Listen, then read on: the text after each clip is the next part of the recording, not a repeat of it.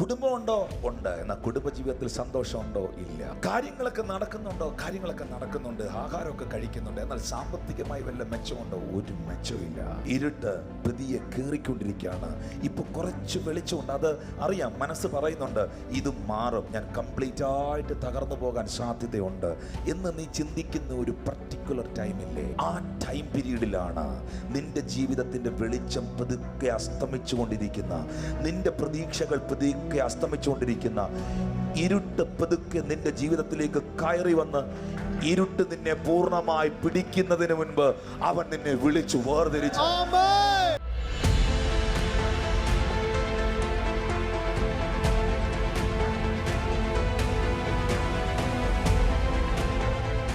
മർക്കോസ് സുവിശേഷം 5-ാം അധ്യായം 1-ാം വാക്യം തുടങ്ങുന്നത് അവൻ കടലിനക്കരെ ഗദരദേശത്ത് എത്തി എന്ന് പറഞ്ഞുകൊണ്ടാണ്. അവൻ കടലിനക്കരെ ഗദരദേശത്ത് എത്തി എന്ന് പറയുമ്പോൾ, ഒരു സ്ഥലത്തെത്തി എന്ന് പറയുമ്പോൾ ഇതിനൊരു തുടക്കമുണ്ട്. പക്ഷെ ഇത് എവിടുന്നോ തുടങ്ങിയ ഒരു യാത്രയാണ്. അങ്ങനെയാണെങ്കിൽ ഈ യാത്ര എവിടെ തുടങ്ങിയെന്നൊന്ന് നോക്കിയേക്കാം. മർക്കോസ് സുവിശേഷം 4-ാം അധ്യായത്തിൽ വരുമ്പോൾ 35-ാമത്തെ വാക്യത്തിൽ എഴുതിയിട്ടുണ്ട്, അന്ന് സന്ധ്യയായപ്പോൾ നാം അക്കരയ്ക്ക് പോകാ എന്ന് അവൻ അവരോട് പറഞ്ഞു. ഈ അക്കരയായിരുന്നു ഗദരദേശം. പക്ഷെ ശിഷ്യന്മാർക്ക് മനസ്സിലായില്ല.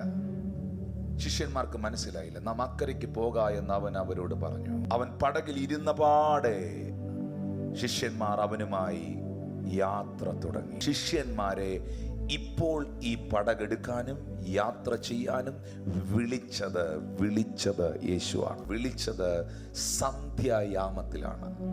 സന്ധ്യായാമത്തിൽ എന്നെയും നിങ്ങളെയും ഈ കർത്താവ് വിളിച്ചതും ജീവിതത്തിന്റെ ഒരു സന്ധ്യായാമത്തിലാണ്.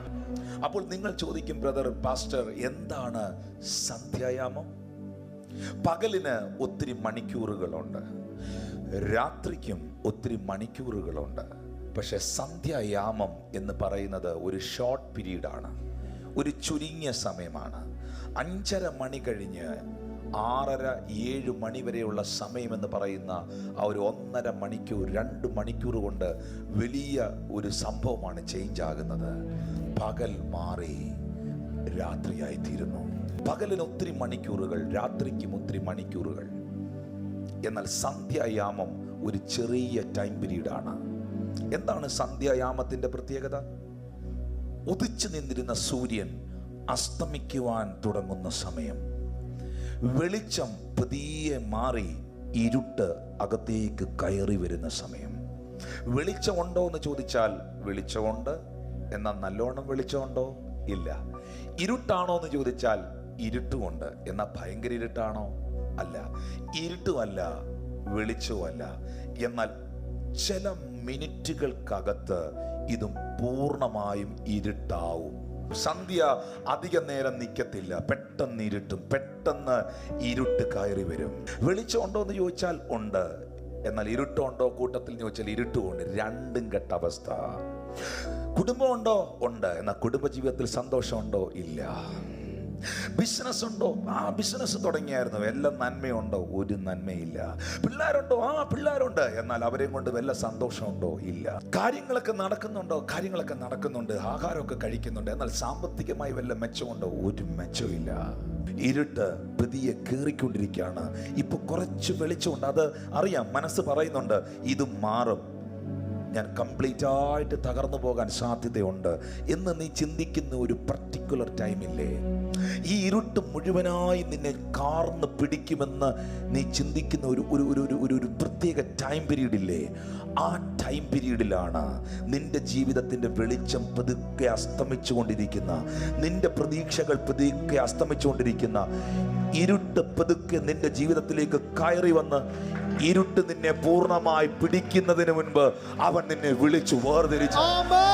പ്രതീക്ഷയുടെ സൂര്യൻ അസ്തമിച്ച സന്ധ്യായാമത്തിൽ ഇരുട്ട് പതിയെ തള്ളിക്കേറിയ ഏതോ നിമിഷത്തിൽ ഇരുട്ടിനെന്നെ വിട്ടുകൊടുത്തില്ലവൻ എന്ന് പറയുന്നവരുടെ കൈയൊന്ന് ഉയർത്തി പിടിച്ച്.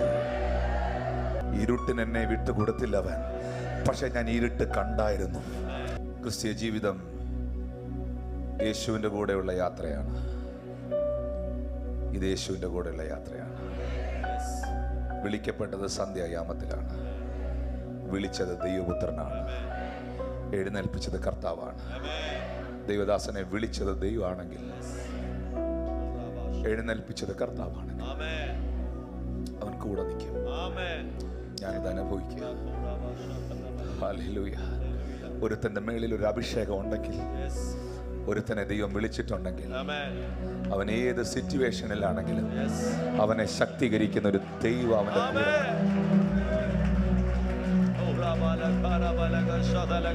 നിന്നെ വിളിച്ചത് ആകാശവും ഭൂമിയും മാറിയാലും മാറാത്ത ദൈവമാകയാൽ ഒരു തിരമാലകൾക്ക് നിന്നെ തകർക്കാൻ കഴിയത്തില്ല.